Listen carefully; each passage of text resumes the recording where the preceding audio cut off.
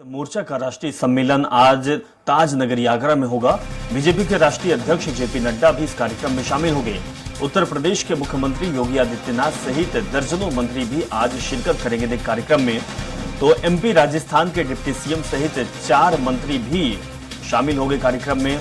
कोठी मीना बाजार में आयोजित हो रहा महासम्मेलन 12:20 पर भीमराव अंबेडकर की प्रतिमा पर लोकार्पण माल्यार्पण का कार्यक्रम भी रखा गया है और इस कार्यक्रम में सूबे के मुखिया योगी आदित्यनाथ पहुंच रहे हैं। तो बड़ी और अहम जानकारी आपको दे रहे हैं कि आज उत्तर प्रदेश में कार्यक्रम होगा आगरा में, और ये कार्यक्रम में राजस्थान, मध्य प्रदेश और उत्तर प्रदेश की हस्तियां मौजूद रहेंगी।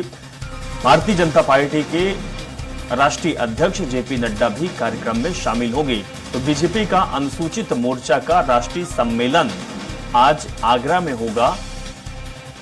12:30 बजे से कार्यक्रम का आगाज हो जाएगा और कार्यक्रम में भारतीय जनता पार्टी के बड़े नेता शामिल होंगे कार्यक्रम में, चाहे मध्य प्रदेश की बात करें या फिर राजस्थान की बात करें या फिर उत्तर प्रदेश की बात करें।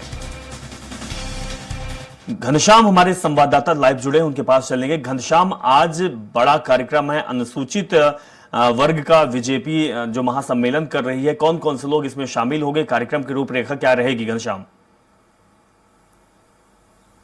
देखिए, मुख्य तौर पे इसमें राष्ट्रीय अध्यक्ष जेपी नड्डा वहां पे शामिल होंगे। 12:30 बजे के तकरीबन वो आगरा पहुंचेंगे। मुख्यमंत्री योगी आदित्यनाथ और 4 राज्यों के भारतीय जनता पार्टी के अनुसूचित जाति के पदाधिकारी और उनमें सरकार में शामिल हुए लोग, डिप्टी चीफ मिनिस्टर भी शामिल होंगे।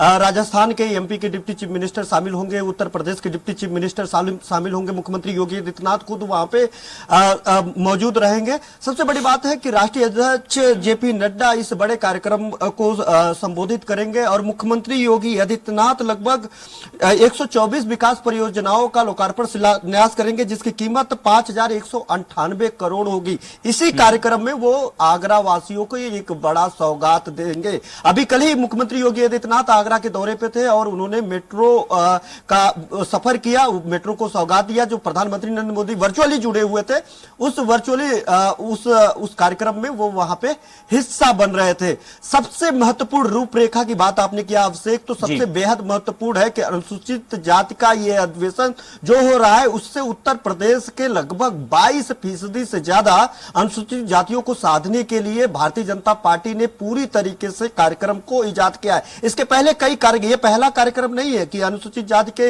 वोटरों को, अनुसूचित जाति के लाभार्थियों को जो है रिझाने का काम कर रही है। इसके पहले तमाम कार्यक्रम अनुसूचित जातियों के लिए रथ यात्रा निकाला, उनके घर पे विजिट किया, कई रात्रि प्रवास किया और जो दलित सम्मेलन किया, तमाम तरीके के प्रबुद्ध दलित सम्मेलन भी किया। तो इस तरीके के कार्यक्रम वो करती रही है। लेकिन आगरा ही क्यों, ये अधिवेशन आगरा ही क्यों?